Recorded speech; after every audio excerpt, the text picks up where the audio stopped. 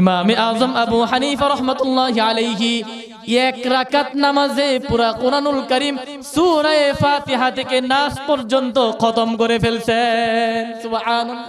এক রাকাত নামাজে এক রাকাত নামাজে কোরআন খতম করে ফেলছেন। শুধু ইমামে আজম এক রাকাত নামাজে কোরআন খতম করতেন না, না, আল্লাহর নবীর সাহাবী সাহাবায়ে কেরামের মধ্যে এমন কয়েকজন সাহাবী আছে উনারাও এক রাকাত নামাজে পুরা কোরআনুল কারীম খতম করে ফেলতেন। এক রাকাত নামাজে কোরআনুল কারীম খতমকারী আল্লাহর সাহাবী হযরত উসমান ইবনে আফফান, আল্লাহর নবীর মেয়ের জামাতা হযরত উসমান ইবনে আফফান এক রাকাত নামাজে আল্লাহর পুরা কোরআনুল কারীম খতমকারী নবীজির সাহাবী হযরতে তামিমে দারি রাদিয়াল্লাহু তাআলা আনহু এক রাকাত নামাজে পুরা কোরআনুল কারীম খতমকারী সাহাবী হযরতে সাঈদ ইবনে জুবায়ের রাদিয়াল্লাহু তাআলা আনহু এক রাকাত নামাজে পুরা কোরআনুল কারীম খতমকারী সাহাবী হযরতে সাঈদ ইবনুল মুসাইয়িব রাদিয়াল্লাহু তাআলা আনহু। সাঈদ ইবনুল মুসাইয়িব রাদিয়াল্লাহু তাআলা আনহু উনি কেমন সাহাবী ছিলেন? ইতিহাসের কিতাব পড়লে দেখা যায় সাঈদ ইবনুল মুসাইয়িব রাদিয়াল্লাহু তাআলা আনহু উনি লাগাতার 40 বছর পর্যন্ত একদিন না, 2 দিন না, 1 মাস না, 2 মাস না, 1 বছর না, 2 বছর না, উনি লাগাতার 40 বছর পর্যন্ত 5 ওয়াক্ত নামাজের যে আজান হয়, মুয়াজ্জিন সাহেব যে আজান দেয়, উনি 40 বছর পর্যন্ত মুয়াজ্জিন আজান দেওয়ার আগে তিনি মসজিদে উপস্থিত হয়ে যেতেন। সুবহানাল্লাহ। মুয়াজ্জিন সাহেব আজান দেওয়ার আগে তিনি মসজিদে যেতেন। কত বছর? 40 বছর। বলেন কত বছর? একদিন না, 2 দিন না। সাহাবায়ে কেরাম প্রশ্ন করলেন, ও সাঈদ ইবনুল মুসাইয়িব, কি ব্যাপার, কি ব্যাপার, আপনি মুয়াজ্জিন আজান দেওয়ার আগে মসজিদে কেন চলে যান? সাঈদ ইবনুল মুসাইয়িব কান্না করে বলে, ও আমার সাথী ভাই সাহাবায়ে কেরাম, আমি তো মসজিদে যাই সেই রবের ইবাদত করার জন্য, যেই মাওলার ডাকে সাড়া দেওয়ার জন্য যাই, উনি তো আমার রব, উনি তো আমার মনিব, আর আমি তো উনার গোলাম। তাহলে আমি গোলাম হইয়া, আমি তো উনার কামলা, আমি গোলামকে মনিব কেন ডাইকা মসজিদে নেওয়া লাগবে? সুবহানাল্লাহ। বলেন, এই দুনিয়াতে আল্লাহ তাআলা 2 ধরনের মাখলুক সৃষ্টি করেছে। কয় ধরনের মাখলুক? সবাই কথা বলবেন। আল্লাহ পাক রব্বুল আলামিন দুনিয়াতে 2 ধরনের মাখলুক সৃষ্টি করেছে। কয় ধরনের? 2 ধরনের। এক প্রকার মাখলুককে আল্লাহ পাক রব্বুল আলামিন ইচ্ছা শক্তি দান করেছেন, মন চাহি জিন্দেগি দান করেছেন, মন যেটা চায় সেটাই করতে পারে, ইচ্ছা দান করেছেন। কিন্তু আল্লাহ পাক রব্বুল আলামিন আরেক প্রকার মাখলুক তৈরি করেছেন, সৃষ্টি করেছেন, যাদেরকে আল্লাহ তাআলা এই ইচ্ছা শক্তিটা দেন নাই। মন যে কি চায়, কি করবে, এই যে একটা ইচ্ছা জাগ্রত হয় মনের ভিতরে, মন চায়, এটা আল্লাহ তাআলা দেন নাই। ইচ্ছা শক্তি দান করেন নাই কাদেরকে? আল্লাহর তৈরি ফেরেশতা যারা আছেন, ফেরেশতাদের নাম শুনছেন না? আল্লাহর তৈরি ফেরেশতা যারা আছে, এই ফেরেশতাদেরকে আল্লাহ পাক রব্বুল আলামিন কোনো ইচ্ছা দান করেন নাই। কেমন? আল্লাহ পাক রব্বুল আলামিন আকাশ বহনকারী যে সমস্ত ফেরেশতাদেরকে দায়িত্ব দিয়েছেন, যারা আকাশ বহন করে দাঁড়িয়ে আছে, সেই আকাশ যখন সৃষ্টি করেছিল তখন থেকে আকাশ নিয়ে দাঁড়িয়ে আছে, এখনো আছে, এবং তারা কিয়ামত পর্যন্ত এই আকাশ কাঁধে নিয়ে দাঁড়িয়েই থাকে। হযরত ইসরাফিল আলাইহিস সালাতু ওয়াস সালাম তিনি সিংহা নিয়ে দুনিয়া যখন সৃষ্টি করেছেন তখন থেকেই আল্লাহ তাআলা ওনার হাতে সিংহা নিয়ে দাঁড়িয়ে রেখেছেন। উনি সিংহা নিয়ে দাঁড়িয়ে আছে, উনি জানে কিয়ামত বহু দূর, শত শত বছর পরে, হাজার হাজার বছর পরে কিয়ামত। কিন্তু আল্লাহর আদেশ যে তুমি ইসরাফিল সিংহা নিয়ে দাঁড়িয়ে থাকো, উনি সিংহা নিয়ে দাঁড়িয়ে আছে, কিয়ামত পর্যন্ত উনি দাঁড়িয়েই থাকবেন। 1 সেকেন্ডের জন্য হযরত ইসরাফিলের এই ইচ্ছা ওনার মনে জাগ্রত হবে না যে কিয়ামত তো অনেক দূর, তাহলে আমি সিংহাটা একটু নিচে রেখে একটু রেস্ট করে একটু ঘুরে আসি। এই ইচ্ছা হযরত ইসরাফিলের জাগ্রত হবে না। আকাশ বহনকারী ফেরেশতা যারা আছেন তাদের এক সেকেন্ডের জন্য এই ইচ্ছা মনে জাগ্রত হবে না যে অনেক দিন যাবত তো আকাশ বহন করে দাঁড়িয়ে আছি, আমাদের অনেক কষ্ট লাগছে, আমরা অনেক ক্লান্ত হয়ে গিয়েছি। অন্য এক ফেরেশতাকে বলবে যে আসো তোমরা একটু আসমানটা একদিন রাখো, আমরা একটু আত্মীয়র বাড়িতে বেড়ায় আসি। এই ইচ্ছা জাগ্রত কোনো ফেরেশতার হবে না, কোনো ফেরেশতা। কেন হবে না? কারণ আল্লাহ তাআলা তাদের এই ইচ্ছাটাই দেন নাই। কিছু ফেরেশতাকে আল্লাহ তাআলা কওমা জলসার হালতে রাখছেন, যারা দুনিয়ার শুরু লগ্ন থেকে নামাজে দাঁড়িয়ে আছে তো আছেই, কিয়ামত হয়ে যাবে তখন পর্যন্ত তারা নামাজে দাঁড়ায়েই থাকে। কিছু ফেরেশতাকে আল্লাহ তাআলা সিজদার হালতে রাখছেন, কিছু ফেরেশতাকে আল্লাহ তাআলা রুকুর হালতে রাখছেন। তারা সেই দুনিয়ার শুরু লগ্ন থেকে রুকুতে আছিল, এখনো আছে, কিয়ামত পর্যন্ত তারা রুকুতেই থাকবে। এক সেকেন্ডের জন্য তাদের ইচ্ছা জাগ্রত হবে না যে আমি একটু রুকু থেকে উঠে দাঁড়াই, দেখি দুনিয়ার হালত কি, অন্যান্য ফেরেশতারা কি করে। এই ইচ্ছা ওনার জাগ্রত হবে না এক সেকেন্ডের জন্য। এই যে আমরা গাছ গাছালি দেখি, মালিক গাছ যেখানে রোপণ করে, গাছের কি একটু মন চায় যে আমি এখান থেকে সরে গিয়ে আরেক জায়গায় যাই? পারে না, কারণ গাছকে আল্লাহ তাআলা ইচ্ছা শক্তি দেন না। সূর্যকে আল্লাহ তাআলা যেই দিক থেকে উঠতে বলছেন সেই দিক থেকে উঠে, যেখানে ডুবতে বলছেন ওই দিকেই ডুবে। গরমের সময় এক পথে, শীতের সময় আরেক পথে। তার এক সেকেন্ডের জন্য এই ইচ্ছা জাগ্রত হবে না যে আজকে আমি অন্য দিক থেকে উঠি আর আজকে আমি আরেক দিকে গিয়ে ডুবি। এই ইচ্ছা জাগ্রত সূর্যের হবে না। তারকারাজি যেই কক্ষপথে চলার কথা আল্লাহ তাআলা আদেশ করেছেন, তারকারাজি এই কক্ষপথেই চলছে, অন্য কোনো কক্ষপথে তারা চলে না। কিন্তু আল্লাহ পাক রব্বুল আলামিন আরেক ধরনের মাখলুকাতকে আল্লাহ তাআলা তৈরি করেছেন, যাদেরকে আল্লাহ তাআলা ইচ্ছা শক্তি দান করেছেন। মন যেটাই চাই সেটাই করতে পারে, মন যখন যা চাই তাই করতে পারে। এই মাখলুকটা হলো আল্লাহ তাআলা তৈরি করেছেন ইনসান, মানুষ যারা আছে তাদের। মানুষ, গরু, ছাগল, আরো হায়াওয়ান যারা আছে, এই সব কিছুকেই আল্লাহ তাআলা ইচ্ছা শক্তি দিয়েছে। তবে পার্থক্য হলো ইচ্ছা শক্তি আল্লাহ তাআলা যাদেরকে দিয়েছেন তাদের মধ্যে আবার দুই ভাগ করেছে। যে ইচ্ছা শক্তি দুই দলকে দিয়েছে, গরু ছাগলকেও দিয়েছে, মানুষকেও দিয়েছে। কিন্তু পার্থক্য হলো গরু ছাগলকে আল্লাহ তাআলা ইচ্ছা দিয়েছে, গরুর মন চায় যে আমাকে যদি মালিক আমার রশিটা ছেড়ে দেয় তাহলে আমি পুরা বন ঘুরে বেড়াবো, এই খেতে যেখানেই লম্বা লম্বা বড় বড় ঘাস আছে আমি ওই সব ঘাস গিয়ে খাবো। এই ইচ্ছা কি গরুর জাগ্রত হয় না? হয়। কিন্তু পার্থক্য হলো গরু ছাগলের এই ইচ্ছা জাগ্রত হয়, কিন্তু সে এই ইচ্ছাকে বাস্তবায়ন করতে পারে না। কেন? কারণ তার মনিব আছে, তার মালিক আছে, তার ইচ্ছা দিছে ঠিক, কিন্তু তার ইচ্ছাটাও আবার মালিকের হাতে দিয়ে দিছে। মালিক যদি এখানে রশিটা লাগায়, এই রশির যতটুকু সময় আছে, যতটুকু জায়গা আছে, গরু এর বাহিরে যেতে পারে না। মন চায়, তার ইচ্ছা জাগ্রত হয় যে আমি ওইদিকে যাই, কিন্তু গরু যাইতে পারে না। গাভীর যখন দুধ দহন করে মালিক, গাভীর মন চায় যে মালিক আপনি আমার বাচ্চার জন্য একটু দুধ রাখেন, আমার বাচ্চাকে একটু দুধ খাওয়াইতে মন চায়। কিন্তু গাভী মালিককে এই ইচ্ছাটা বলতে পারে না। মনে কষ্ট লাগে, ইচ্ছা জাগ্রত হয়, মন চায়, কিন্তু এই ইচ্ছা ব্যক্ত করার জবান আল্লাহ তাআলা গরুকে দেয় না। পক্ষান্তরে ইনসান আমরা যারা আছি,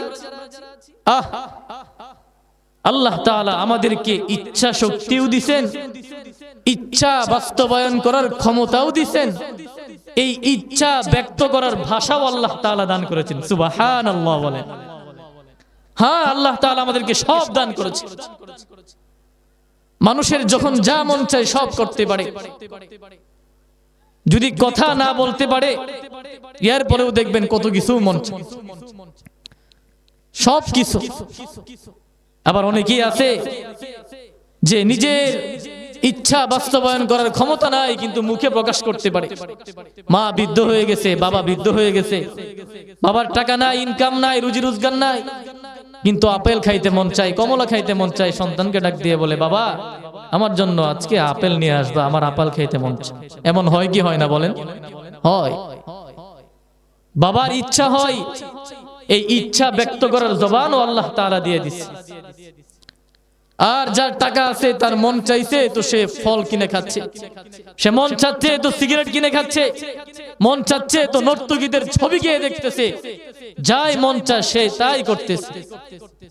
তবে মনে রাখবেন, আল্লাহ তাআলা আমাদেরকে যে ইচ্ছা শক্তি দান করেছেন, এই ইচ্ছা শক্তি আল্লাহ তাআলা নিজের ইচ্ছা মতো চলার জন্য দান করেন নাই, বরং আল্লাহ তাআলা আমাদেরকে ইচ্ছা শক্তি দান করেছেন আল্লাহ তাআলার ইচ্ছা মতো চলার জন্য। আল্লাহর ইচ্ছা মতো চলার জন্য, নিজের ইচ্ছা মতো চলার জন্য দান করেন নাই, বরং নিজের ইচ্ছাকে আল্লাহর সন্তুষ্টিমূলক কাজে ব্যয় করার জন্য দান করেছে। যে সমস্ত কাজ করলে মালিক খুশি হবে, মালিক সন্তুষ্ট হবে, ওই সমস্ত কাজ করার জন্য আল্লাহ তাআলা আমাদের ইচ্ছা শক্তি দান করেছে। আর যারা নিজের ইচ্ছাকে শয়তানের ইচ্ছার সাথে মিলায় নেয়, রবের সন্তুষ্টিমূলক কাজে ব্যবহার করে না, আল্লাহ তাআলা তাদের জন্য জাহান্নামকে রেখে দিয়েছে। আল্লাহ তাআলা কোরআনুল কারীমের মধ্যে বলেন, فَأَمَّا مَنْ طَغَى وَآثَرَ الْحَيَاةَ الدُّنْيَا فَأَمَّا مَنْ طَغَى وَآثَرَ الْحَيَاةَ الدُّنْيَا فَإِنَّ الْجَحِيمَ هِيَ الْمَأْوَى। আল্লাহ তাআলা বলে, আমার যেই বান্দা আমি মাওলার ইচ্ছা ছাড়া নিজের ইচ্ছায় চলবে, শয়তানকে খুশি করার জন্য, রাজি করার জন্য, যেই বান্দা আমি আল্লাহর ইচ্ছাকে বাস্তবায়ন না করার জন্য শয়তানের ইচ্ছাকে বাস্তবায়ন করার জন্য কাজ করবে, মনে রাখবা আমি আল্লাহ তাআলা ঘোষণা দিলাম, ফাইন্নাল জাহিমা হিয়াল মাওয়া, আমি আল্লাহ তাআলা ওই বান্দাকে জাহান্নামের মধ্যে নিক্ষিপ্ত করে ফেলবো। নাউযুবিল্লাহ। নিজের ইচ্ছার মতো যদি কেউ চলে আর শয়তানকে খুশি করে, সে জান্নাতে যাবে না জাহান্নামে? বলেন, জান্নাতে না জাহান্নামে? জাহান্নামে। পরের আয়াতে আল্লাহ তাআলা আবার যারা আল্লাহর কথাই চলবে, নিজের ইচ্ছাকে রবের ইচ্ছার সাথে মিলায় নিবে, তাদের জন্য আল্লাহ তাআলা সুসংবাদ দেয়, ওয়া আম্মা মান খাফা মাকামা রাব্বিহি ওয়া নাহান নাফসা আনিল হাওয়া ফাইন্নাল জান্নাতা হিয়াল মাওয়া। আল্লাহ তাআলা পরবর্তী আয়াতে আবার যারা আল্লাহকে রাজি খুশি করার জন্য ইবাদত করবে, যারা মন চাহি জিন্দেগি বাদ দিয়ে রব চাহি জিন্দেগি গঠন করবে, আল্লাহ তাআলা তাদের জন্য সুসংবাদ দিয়ে বলে, ফাইন্নাল জান্নাতা হিয়াল মাওয়া, আমি আল্লাহ তাআলা ওই সমস্ত বান্দাদেরকে জান্নাতের মেহমান বানায় নিব। হ্যাঁ, জান্নাতের মেহমান বানায় নিবে আল্লাহ। শর্ত কি? ওয়া আম্মা মান খাফা মাকামা রাব্বিহি, শর্ত হলো সেই রবের সাথে যে দেখা হবে, সাক্ষাৎ হবে, আল্লাহ যে বলবে, আমতাজুল ইয়াউমা আইয়ুহাল মুজরিমুন, ও আমার অপরাধী বান্দারা, যারা দুনিয়াতে আমি রবের সন্তুষ্টিকে বাদ দিয়ে শয়তানকে খুশি করার জন্য যারা ইবাদত করতা, বন্দেগী করতা, মন চাহি জিন্দেগি যারা গঠন করেছিলা, আইয়ুহাল মুজরিমুন, আজকে তোমরা আমার থেকে আলাদা হয়ে যাও, আলাদা হয়ে যাও, জাহান্নাম তোমাদের জন্য, জাহান্নাম তোমাদের জন্য। এই কারণেই ওয়া আম্মা মান খাফা মাকামা রাব্বিহি, রবের সামনে যে একদিন দাঁড়াতে হবে, এটা যারা ভয় করে, ওয়া নাহান নাফসা আনিল হাওয়া, এবং মন চাহি জিন্দেগি পরিত্যাগ করে রব চাহি জীবন গঠন করবে, ফাইন্নাল জান্নাতা হিয়াল মাওয়া, আল্লাহ তাআলা তাদেরকেই কেবলমাত্র জান্নাতের মেহমান বানায় দিবেন। সুবহানাল্লাহ। আর যারা নবীজির হাদিসের ভাষায় চালাক তো তারা, চালাক হলো ওই সমস্ত ব্যক্তি যারা দুনিয়ায় থেকে আখিরাতের কামাই করে। নবীজি হাদিসের মধ্যে বলেন, আল কাইয়িসু মান দানা নাফসাহু ওয়া আমিলা লিমা বা'দাল মাউত। আল কাইয়িসু মান দানা নাফসাহু ওয়া আমিলা লিমা বা'দাল মাউত। চালাক হলো ওই সমস্ত ব্যক্তিরা যারা দুনিয়ায় থেকে আল্লাহ তাআলাকে সন্তুষ্টি করার জন্য ইবাদত করবে, গোলামি করবে। মানুষ সফরে যাওয়ার আগে সফরের প্রস্তুতি নিয়ে যায়। নবীজি বলেন, কবরে যাওয়ার আগে যারা কবরের প্রস্তুতি নিয়ে কবরে যাবে, দুনিয়ায় থেকে যারা রবের গোলামি করে প্রস্তুতি নিয়ে তারপরে কবরে যাবে, নবীজি হাদিসের ভাষায় তাদেরকে চালাক বলছেন। চালাক তারা, বোকা না, তারা চালাক। আর যারা দুনিয়ায় থেকে নামাজ ছেড়ে দিয়ে মনে করে আমি চালাক, মনে করে আমি ইমাম সাহেবকে ফাঁকি দিয়ে খেতে কাজ করেছি, ইমাম সাহেব আমাকে দেখে নাই।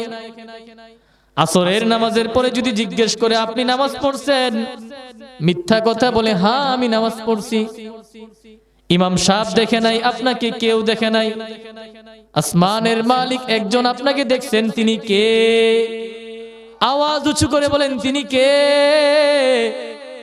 আল্লাহ তাআলা আপনাকে দেখছেন। আজকে যদিও আপনি ওনার কাছে মিথ্যা কথা বলতেছেন, মনে রাখবেন কিয়ামতের দিন আল্লাহ তাআলা বলবেন, আল ইয়াউমা নাখতিমু আলা আফওয়াহিহিম ওয়া তুকাল্লিমুনা আইদিহিম ওয়া তাশহাদু আরজুলুহুম বিমা কানু ইয়াকসিবুন।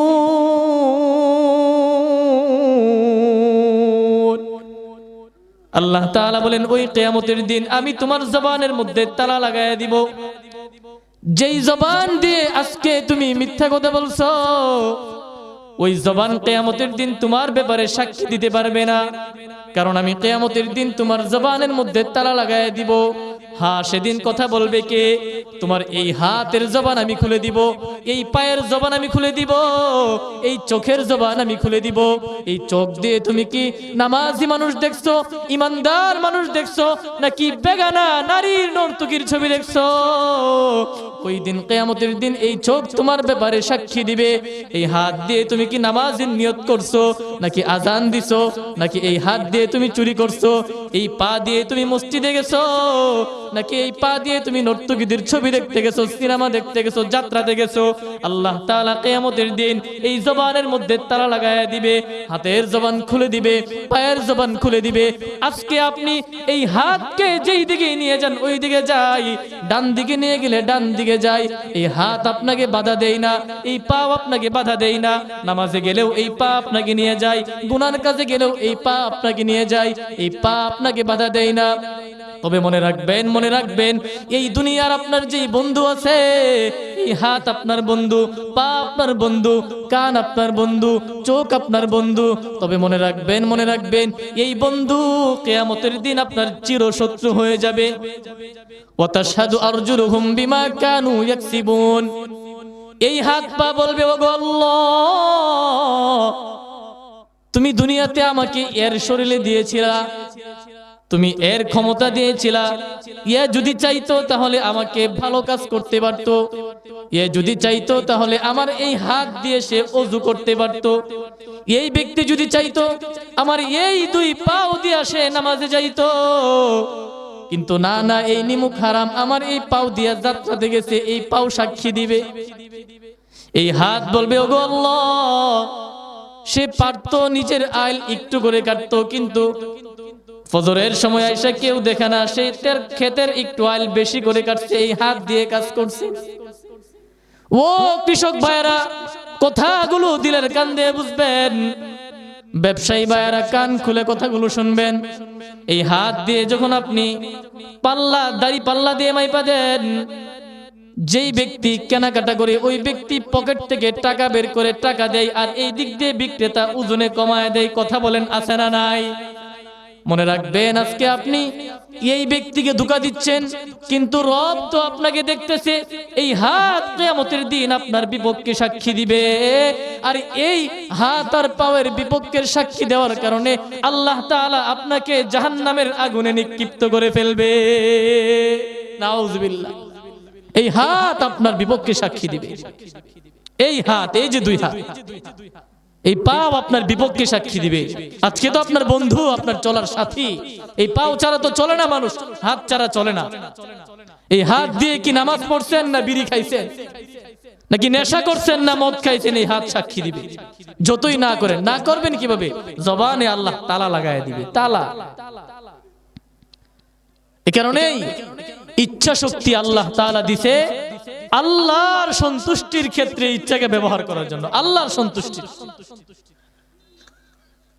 এই আয়াতের ব্যাখ্যা আমাদের পূর্বপুরুষরা বুঝছেন। এই কারণেই ওনারা নিজেদের ইচ্ছাকে আল্লাহর ইচ্ছার সাথে মিলায় নিছেন।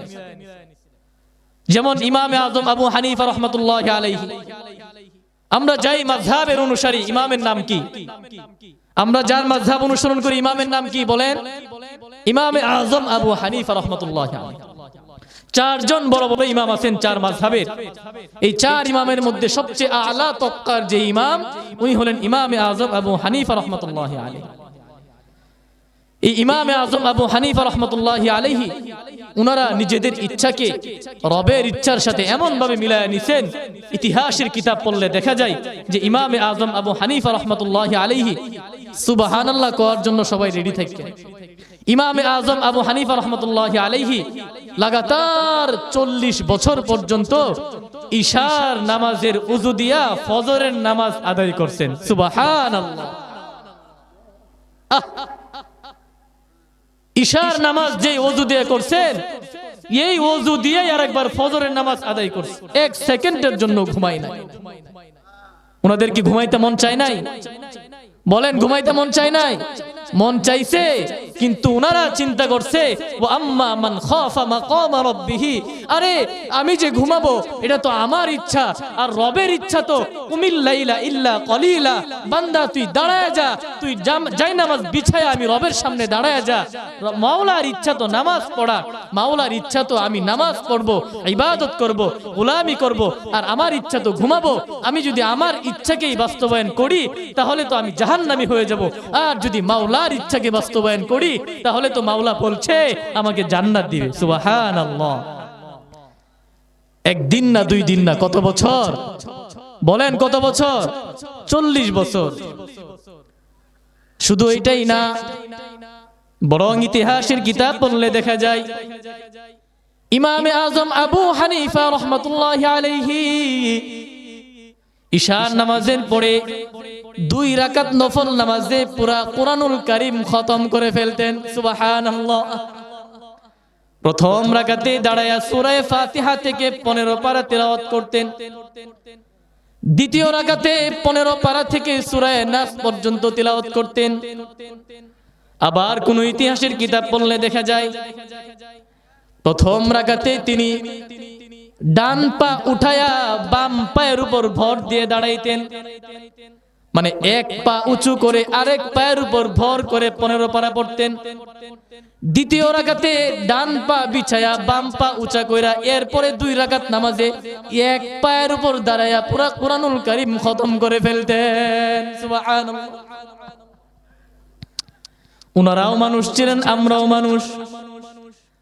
উনার 4টা হাত ছিল নাকি 2টা হাত? বলেন, 4টা হাত ছিল না? 4টা পাও ছিল? 2টা মাথা ছিল? সব তো আমাদের মতো ছিল, কিন্তু ওনাদের ইচ্ছা ছিল রবের ইচ্ছার সাথে মিলানো ইচ্ছা। শুধু 2 রাকাত না, 2 রাকাত না, ইতিহাস বললে দেখা যায় ইমামে আজম আবু হানিফা রাহমাতুল্লাহি আলাইহি 1 রাকাত নামাজে পুরা কুরআনুল কারীম সূরা ফাতিহা থেকে নাস পর্যন্ত খতম করে ফেলছেন। সুবহানাল্লাহ। 1 রাকাত নামাজে, 1 রাকাত নামাজে কুরআন খতম করে ফেলছেন। শুধু ইমামে আজম 1 রাকাত নামাজে কুরআন খতম করতেন না, না, আল্লাহর নবীর সাহাবী, সাহাবায়ে কেরামের মধ্যে এমন কয়েকজন সাহাবী আছে উনারাও এক রাকাত নামাজে পুরা কোরআনুল কারীম খতম করে ফেলতেন।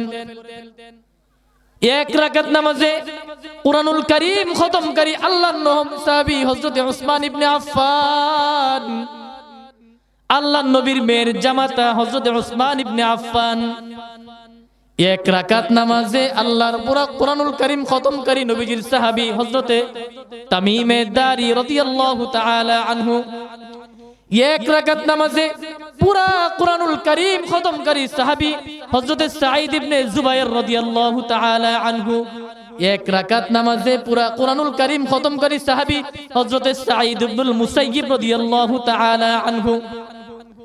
সাঈদ ইবনুল মুসাইয়িব রাদিয়াল্লাহু তাআলা আনহু উনি কেমন সাহাবী ছিলেন?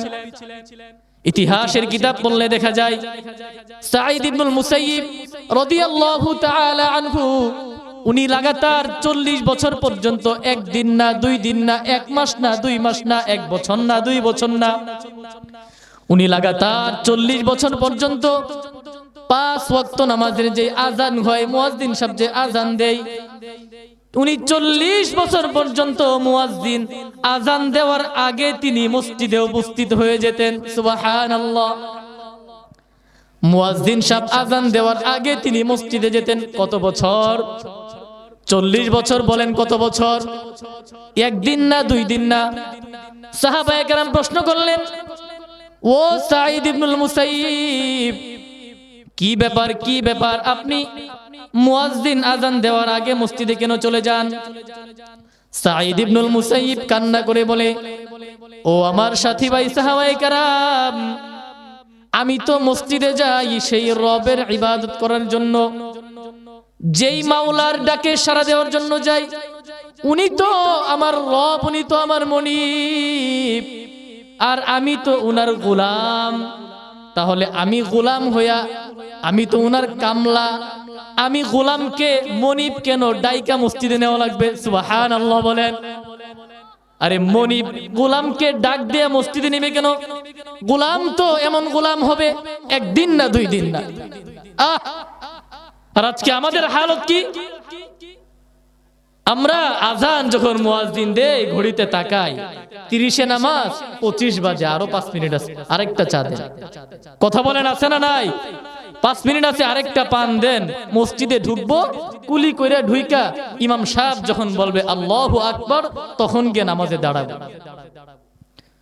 আর কিছু ভাই তো এমন আছে যারা অপেক্ষা করে যে দেখি ইমাম সাহেব কখন রুকুতে যায়, ইমাম সাহেব যখন রুকুতে যাবে ঠাস করে গিয়ে গেলে আল্লাহু আকবার, রুকুতে যায়। এমন আছে না নাই? বলেন কম না বেশি? বেশি। কিন্তু ওনারা কেমন ছিল? 40 বছর পর্যন্ত মুয়াজ্জিন আজান দেওয়ার আগে তিনি মসজিদে উপস্থিত হয়ে যেতেন। সুবহানাল্লাহ। ইমামে আজম আবু ইউসুফ রাহমাতুল্লাহি আলাইহি তিনি প্রতি সপ্তাহে 1 কোরআন খতম নিয়ে তারপরে আরেক জুমার দিন মসজিদে উপস্থিত হইতেন। সুবহানাল্লাহ। ইমাম আবু ইউসুফ রাহমাতুল্লাহি আলাইহি প্রতিদিন মাত্র 200 রাকাত নফল নামাজ পড়তেন। মাত্র 200 রাকাত। আমরা কয় রাকাত নামাজ পড়ি? নফল নামাজ আমরা কয় রাকাত পড়ি বলেন? অথচ তিনি মুজতাহিদ ছিলেন, ইজতিহাদ করে মাসালা বের করতেন। তিনি ইমাম ছিলেন, যুগশ্রেষ্ঠ ইমাম। তিনি ক্বালা ক্বালা রাসূলুল্লাহ নবীজির হাদিস পড়াইতেন, মাসালা বের করতেন। আবার তিনি কাজীউল কুযাত ছিলেন, বিচারপতি ছিলেন, জাস্টিস ছিলেন। তিনি বিচারও করতেন, নবীজির হাদিসও পড়াইতেন। আবার তিনি প্রতিদিন 200 রাকাত নফল নামাজ পড়তেন। সুবহানাল্লাহ। আব্দুল্লাহ ইবনুল মুবারক রাহমাতুল্লাহি আলাইহি ইতিহাসের কিতাব পড়লে দেখা যায় উনিও সেই ইমামে আজম আবু হানিফার মতো ইশার নামাজের পরে যাই নামাজ বিছায়া যাই নামাজে দাঁড়ায়া যেতেন। আর এই যাই নামাজ থেকে ফজরের আজান দিলে তারপরে এখান থেকে তিনি উঠতেন। সুবহানাল্লাহ। আব্দুল্লাহ ইবনুল মুবারক রাহমাতুল্লাহি আলাইহিকে প্রশ্ন করা হয়েছে। ছাত্ররা প্রশ্ন করলেন, ওগো উস্তাদ, উঁচু সনদ বিশিষ্ট আলেম, যেই ইলমের রাওয়ী রিওয়ায়াত সরাসরি নবীজির কাছে গেছেন কম সাহাবায়ে কেরামের মাধ্যমে, কম রাওয়ীর মাধ্যমে, এমন উঁচু ইলম বিশিষ্ট সনদ, এটা আমি আব্দুল্লাহ ইবনুল মুবারকের কাছে বেশি প্রিয়। 2 নম্বরে হলো ওয়াবাইতুন খালি, অর্থাৎ খালি ঘর আমার কাছে বেশি প্রিয়, খালি ঘর। ছাত্ররা প্রশ্ন করলো, উস্তাদ জি প্রথমটা তো বুঝলাম দামি ইলম আপনার কাছে প্রিয়, কিন্তু 2 নাম্বারটা বুঝলাম না, খালি ঘর আপনার কাছে কেমনে প্রিয় হয়? খালি ঘরে তো মানুষ থাকতে চায় না, বৈরি লাগে, একা লাগে, কষ্ট লাগে। আব্দুল্লাহ ইবনুল মুবারক বলে, ওগো ছাত্ররা শুনো, আমি যখন খালি ঘরে থাকি তখন আমি আমার রবের সামনে থাকি। আমি যখন খালি ঘরে থাকি আমি রাসূলের সাথে থাকি, আমি সাহাবায়ে কেরামের বাজারে বসে গল্প করতে থাকি। সুবহানাল্লাহ। ছাত্ররা প্রশ্ন করলো, গো উস্তাদ জি বুঝলাম না, কেমনে আপনি আল্লাহর সামনে থাকেন, নবীর সামনে থাকেন, সাহাবায়ে কেরামের সাথে গল্প করেন? আব্দুল্লাহ ইবনুল মুবারক রাহমাতুল্লাহি আলাইহি বলেন, আমি যখন খালি ঘরে থাকি তখন জায়নামাজ বিছায়া আল্লাহর সামনে দাঁড়ায় যাই, আল্লাহু আকবার বলেন। নামাজ পড়ার পরে আমি ক্বালা রাসূলুল্লাহ, আমি আল্লাহর নবীর হাদিস পড়ি, তখন মনে হয় যেন আমি নবীজির সামনে বসে আছি। আর যখন আমি সাহাবায়ে কেরামের রিওয়ায়াতগুলো পড়ি, আন আবি হুরায়রা রাদিয়াল্লাহু তাআলা আনহু, আর এক হাদিসে আছে আন আব্দুল্লাহ ইবনে মাসউদ রাদিয়াল্লাহু তাআলা আনহু, আবার কখনো আসছে আন আমর ইবনুল আস রাদিয়াল্লাহু তাআলা আনহু, আবার কখনো আসছে আন আবু বকর সিদ্দিক রাদিয়াল্লাহু তাআলা আনহু। এভাবে সাহাবায়ে কেরামের আকওয়ালগুলো যখন আমি পড়ি, সাহাবায়ে কেরামের রিওয়ায়াতগুলো যখন পড়ি, যে হযরতে আবু হুরায়রা এটা বলছে, হযরতে ওমর ফারুক এটা বলছে, আবু বকর সিদ্দিক রাদিয়াল্লাহু তাআলা আনহু এটা বলছে, আম্মা জান আয়েশা সিদ্দিকা এটা বলছে, আমি যখন সব সাহাবায়ে কেরামের আকওয়ালগুলো পড়ি, আমি আব্দুল্লাহ ইবনুল মুবারকের মনে হয় আমি সাহাবায়ে কেরামের সাথে বসে ওনাদের সাথে গল্প করতেছি। সুবহানাল্লাহ। কিন্তু আমরা হলাম এমন উম্মত, আমরা হলাম এমন, আমরা খালি ঘর তো দূরের কথা, ভরা ঘর বেশি পছন্দ করি। কোন ঘরে টিভি আছে, টেলিভিশন আছে, আমরা ওই ঘর বেশি পছন্দ করি। ওয়াইফাই ওয়ালা ঘর বেশি পছন্দ করি। মুরব্বীরা দেখবেন বাজারে যখন চাই চা খাওয়ার জন্য, শুধু মুরব্বীরা না, সবাই যুবকরাও আগে গিয়ে দেখে কোন চার দোকানে টিভি আছে। যদি টিভি থাকে তাহলে ওই দোকানে বসে, আর যেই দোকানে টিভি নাই ওই দোকানে বসে না। কথা বলেন ঠিক না বেঠিক? ওনারা খালি ঘর পছন্দ করতেন, আর আমরা ভরা ঘর পছন্দ করি। কারণ আমরা জানি ভরা ঘরে গেলে গুনাহ বেশি হয়, আর আমরা গুনাহ বেশি করতে চাই। আমরা শয়তানকে খুশি করি, আল্লাহকে খুশি করি না। কিন্তু আমাদের পূর্বপুরুষরা ওনারা আল্লাহকে বেশি রাজি খুশি করতেন। সাহাবায়ে কেরাম রিদওয়ানুল্লাহি তাআলা আলাইহিম আজমাইন, ওনারা আল্লাহ তাআলাকে বেশি রাজি খুশি করতেন। আমরা তো এমন গোলাম, আমরা তো এমন বান্দা যে আমরা বেশি বেশি গুনাহ করি, ইচ্ছা করে গুনাহ করি। হ্যাঁ, আমাদের ইচ্ছা করে গুনাহ বেশি, কসদান, ইচ্ছা করে, ইরাদাতান।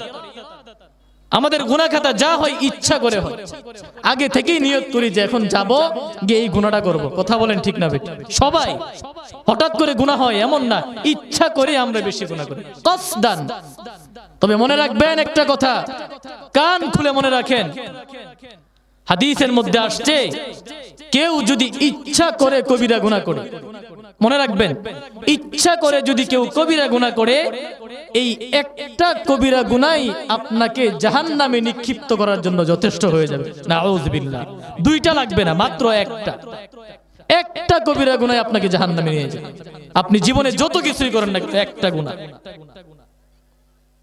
আমাদের ইচ্ছা করে গুনাহ খাতা বেশি হয়, ইচ্ছা করে, কসদান। অথচ আল্লাহ তাআলার ফয়সালা কি ছিল? লিল্লাহি মা ফিস সামাওয়াতি ওয়া মা ফিল আরদ,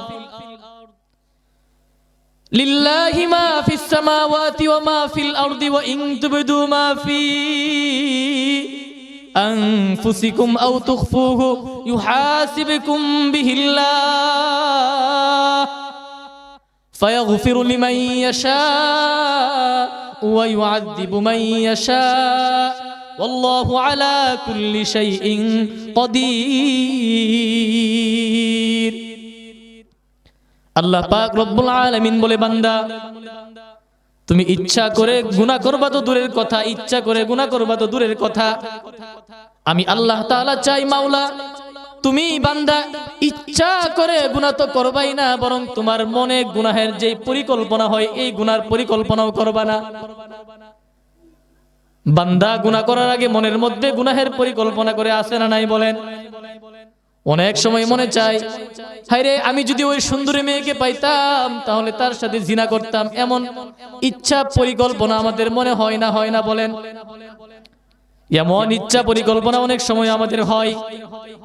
এ কারণেই আল্লাহ তাআলার কথা হলো ওয়া ইন তুবদু মা ফি আনফুসিকুম আও তুখফুহু ইউহাসিবুকুম বিহিল্লাহ।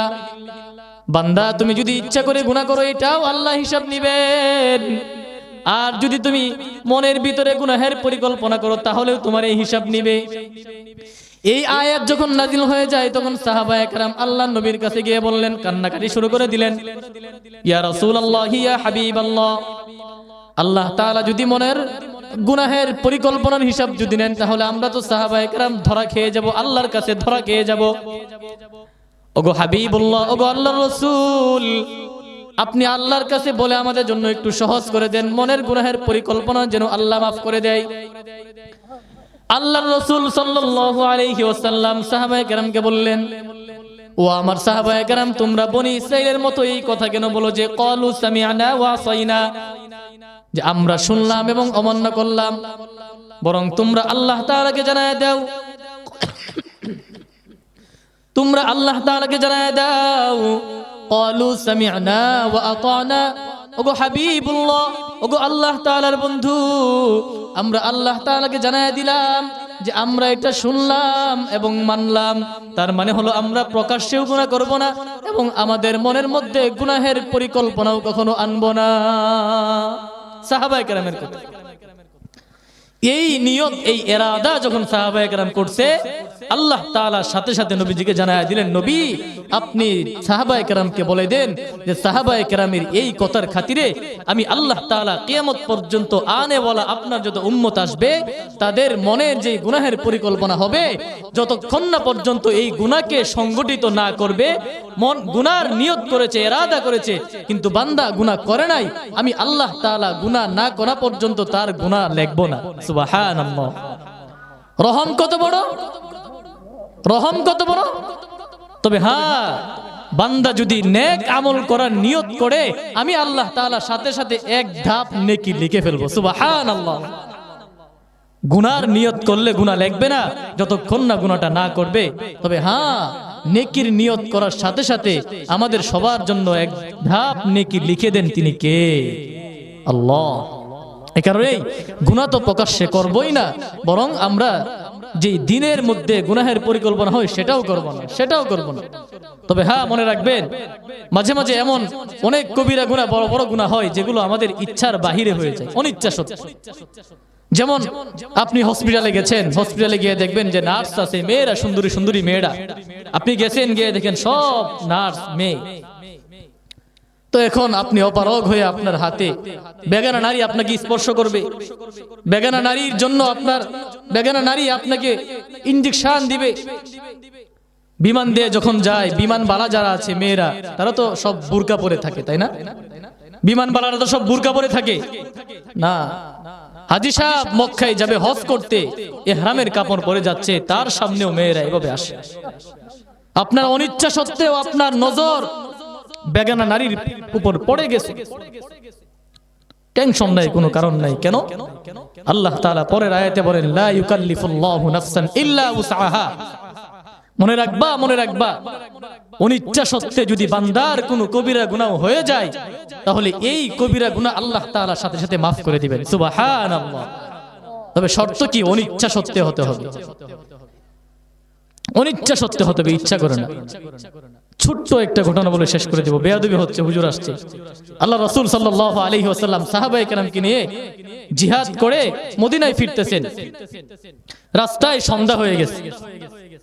আল্লাহ রাসূল সাল্লাল্লাহু আলাইহি ওয়াসাল্লাম সাহাবায়ে কেরামকে বললেন, আমরা এখানে রাত্রি অবস্থান করব। রাতের বেলা হয়ে গেছে, ঈশার নামাজ পড়ে আল্লাহ রাসূল সব সাহাবায়ে কেরামকে নিয়ে শুয়ে বললেন এখানে ঘুমাবে। আল্লাহ রাসূল ফজরের নামাজে জাগায় দেওয়ার জন্য হযরত বিলালকে দায়িত্ব দেওয়া হয়। আমরা তো মোবাইলে এই যুগে অ্যালার্ম দিয়ে রাখি, অ্যালার্মের আওয়াজ শুনে তারপরে জাগ্রত হই। ওই যুগে আল্লাহর রাসূল হযরত বেলালকে অ্যালার্ম হিসাবে দায়িত্ব দিলেন, বেলাল আমরা সবাই ঘুমাইলাম, তুমি ঘুমাইবা না, তুমি ফজরের আযানের আগে আমাদেরকে জাগ্রত করে ফেলবা। ক্লান্ত পরিশ্রান্ত মুজাহিদগণ সবাই ঘুমায় গেছে, হযরতে বেলালও এক পর্যায়ে ঘুমায় গেছে। এই দিক দিয়ে ফজরের নামাজের সময় শেষ হয়ে সূর্য উদিত হয়ে গেছে। হঠাৎ করে হযরত আবু বকর সিদ্দিক রাদিয়াল্লাহু তাআলা আনহু ঘুম ভেঙে গেল।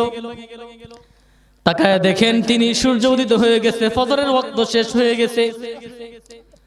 মাথা উঠায় দেখে আল্লাহর নবী ঘুমাইতেছে, সব সাহাবায়ে কেরাম ঘুমাইতেছে। কিন্তু আবু বকরের ইস্তিমবাত হলো, আল্লাহর নবী যেহেতু ঘুমাইতেছে, রাসূলুল্লাহ যেহেতু ঘুমাইতেছে, তাহলে এই ঘুম কে পারাইতেছে? বলেন এই ঘুম পারাইতেছে কে? আবু বকরের কথা হলো, আল্লাহর নবীর যেহেতু ঘুম ভাঙে নাই, আমি এখানে মাতবরি করার, নেতাগিরি করার কোনো সুযোগ নাই, আমিও ঘুমায় যাই। আবু বকর রাদিয়াল্লাহু তাআলা আনহু তিনি আবার ঘুমায় গেলেন। একটু পরে হযরত ওমর ফারুক সজাগ হয়ে গেলেন। সজাগ হয়ে দেখে সূর্য উদিত হয়ে গেছে। ওমর ফারুক তো আর আবু বকর মতো নরম সাহাবী না, গরম সাহাবী। তিনি এভাবে চিল্লা পাল্লা শুরু করে দিলেন। হযরত আবু বকর রাদিয়াল্লাহু তাআলা আনহু জাগ্রত হয়ে গেলেন, আল্লাহর রাসূলও জাগ্রত হয়ে গেলেন।